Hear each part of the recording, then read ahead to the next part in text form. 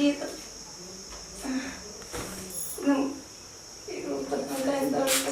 का हो तरी कौन टाइम मस्त बच्चे आओ धनिया पीटे के बाद को पीटे के नहीं खे जाके पीटे न बने जी का है अका खइलू खा के थरी और ये रंग दड़िया न कुछ हो जाटा जा हम सुती जाओ धनिया पीट दियो कहीं काट दे के बिया कोई न जा रही वही कहीं की मैंने रखे न काम करे के ना धंधा करे के कहू नहीं काम करे के इनकी रहते हम काम करे जाए चुपचाप करो कि नहीं रुक जे तोर जुगाड़ तो हम करबे कर कुछ उपाय सोचा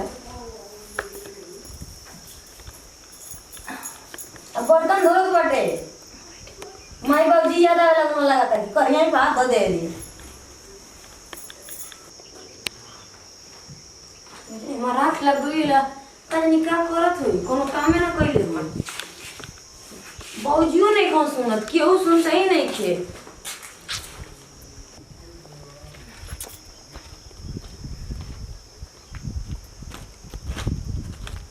का हो एजा कुर्सी तू तड़ू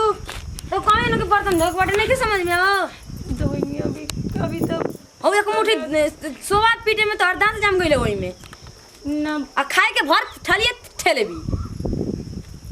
कहीं का अपने घर देखा रहे ये ऊपर धो चल भाई कहीं का बर्तन धो के कहीं का कर हम समय लगी ए ओए में घुस गइलू आ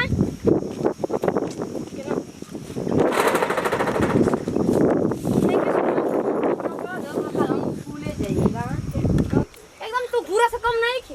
ठीक ना लगा देने के ढेर ना मिले चल हमारा कपड़ा धो मेरे तो कपड़ा हैं ढंग से धो दे कपड़ा बैठ जा बैठो जा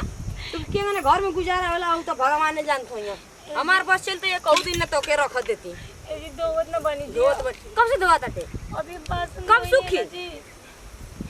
कोई इनकी ड्रोन से धोने तो एक लत मार दे कि तब झड़ जाई कौन लचर कन के अपनी घर कहीं निकाल कइले रहली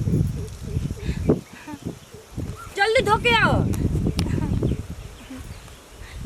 सात को लोग आवा ना ठीक नहीं खेलागा ठीक ना ढंग से रह के बता रहा हूं तो जनता ही बड़ी रोला से जीतत है रो रोइबू चाहे गइबू और पता नहीं कहिए वो है क्या मर तो कट जाए मम्मी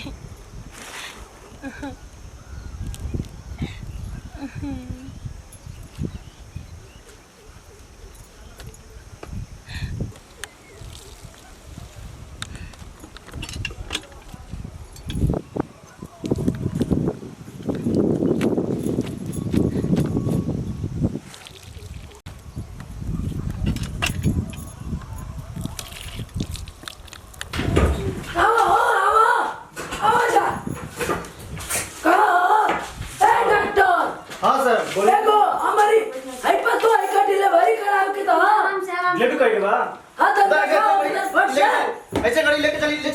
उधर ऐसे कहीं ना बगल में लेके चली आधा घंटा में हो जाए डॉक्टर बात हवा हम जगह पता है क्या बैठी कैसे बैठी ना डब्बा लेके चलिए में आधा घंटा में कुल सही हो जाए जल्दी हो जाए डिलीवरी जल्दी अरे लेके जा जल्दी जल्दी चली सोई लगा बैठी डब्बा बैठी ना मर्द डब्बा बैठी कोई रो कोई बोलो बैठी ए डॉक्टर साहब बोली डब्बा बोली तनी काम तो करे के रहलो बोली डब्बा हमारी पुतोहिया का लइकवा खत्म हो जाई लेखा खत्म करे के बाद हां लइका खत्म करे के अने मर्दे कहा लेखा पतो है ठीक नहीं है कुलच्छा नहीं पतो है जब से आई है हमारे घर में तब से अगिए लागत खूब चल गई लइका हमारा एक्सीडेंट हो गई कुल तो हमारा चल लेके जा बहुत सी बीमारी कुल हो गई रवा ऐसा कहला करता नहीं ऐसे करी ना जे लइका सुना लइका के उनका साफ करवा दी लइका के अना इधर देखी छी के जरूरत के योसन होई तो उनके लइका अरे महाराज सुनी हमरा के ना लइका का कुछ नहीं ठीक ना तो रवा ऐसा करी ना जे उनका के बता दे जे लइका ना मॉरल पैदा होल गया ठीक ना हमरा के रवा बच्चा दे दी हम के करो ना कहनी हमर बात मान ली रवा के उपकार हो जाए हमरा ऊपर हमारे बात मान ली। क्या उसे कहबा ना ना कहम ए डॉक्टर बोली, हम बोली। हम तो लइका फेंकला के चक्कर में रह के फेंक देती लइका के अब वो मेरा हुआ ठीक हो जाए तो वो के भगा देती घरवा से। अरे जब तू कहता रहा तो ये तो ठीक बटे लेकिन बोली। अब कभी भी सुनाई कुछ तो फिर वो से हमसे पूरा क्यों ना हो ठीक ना। रउआ विश्वास करी हम केकरो के ना कहम ठीक ना। रउआ विश्वास करी रउआ उनका के बोल दे जे बच्चा ना मरल पैदा होल बिया ठीक ना। अच्छा चलो ठीक विश्वास रखी हम केकरो ना। हां तो का क्रिया किया हो तो जरा हां ठीक बा काहे कि भाई सवाल है इज्जत का। ठीक है हमारी इज्जत ओके छोड़े के हां राव की इज्जत के ख्याल रखल जाए। अच्छा ओके जल्दी से सुई लगा के खत्म करो डिलीवरी ए लगा का जल्दी चली ओके जल्दी का है का लइका को भाई लइका मुंह के रख ले आलू कोनो काम के अरे कुलक्षणी रे बाबूजी क्यों काम के नहीं रज कटनी रे रज कटनी कुलक्षणी बाबूजी आप क्या हाथ जोड़ते नहीं एक बार वहां से मिल ले दे ना करके मुंह का मिले कर भैया से चल निकल लइका मिले कर जो यहाँ से चल निकल यहाँ से जो भाग ना चल ना हमारे घर नहीं कर तोर जगह भैया से हमारी मुंह दिखाइए जा हमारे बिया ना जी का हमारे भैया को 12 से एक बार आगे मिल लेना तो बस 12 से 12 आई राजपाट क्या करे खातिर कहला है कि लइका वे ना यहाँ से ना दूसरा बिया को ले जल्दी तू जो ना एकदम ना हम के जरूरत नहीं जो भाग यहाँ से जाओ कुलक्षणी हमारे घर से भाग जो गिर जाओ मर जो ऊपर जो बोल कर ले बाबूजी बाबूजी बोल ओकर सही का नाम ले था होई लोकल तो मुंह अरे का पता का कोइला का ना कोइला के जानता है रे दूसर बिया कर बोली भैया को हां ओके दूसर बिया कर दे चल गेट बंद कर जाओ बंद कर गेट बंद कर जल्दी आई इतना खेत रह के क्या करेगी लइका ना हो यहाँ से अरे संगम अरे कहाँ अरे पागल उठा अरे का हो गेलो उठा काहे रोता अरे हम आगे न गनी चल उठा का बात अतर हम घर में रह के कोई रहने की कलिया बन के रही हो बाबूजी और बुचिया निकाल देंगे घर से ई काहे बाबू का बबुआ मैंने गलती समझ के ना बाबू दुनिया में अरे पागल तो का भइल बबुआ ना रहल तहार तो जिंदगी बच गई कहे के मकसद बा ना चुप अरे चुप रह पागल मत रो काहे बताओ ना रो जाला ना रो के हम चल के बाबू माँ के समझाना देबे ठीक है जियो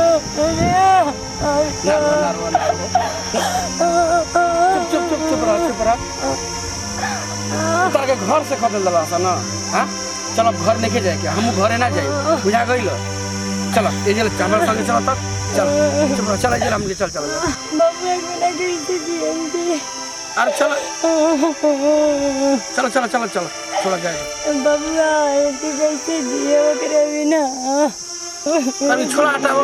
ज्यादा लइका हमर ना रहल त का मर गेल त का हटे सब चल के हमके दूसर दुनिया बसावल जा बुझा गइल चल मत रो चल तब अरे चुप रह जब हमने के लड़किया जब बच्चा दुनिया में ना रहल ज्यादा ओहू घर में हम ना रहबाज के बाद दूसर दुनिया में चल के बसाई चलो संग घर में कभी ना जाइबो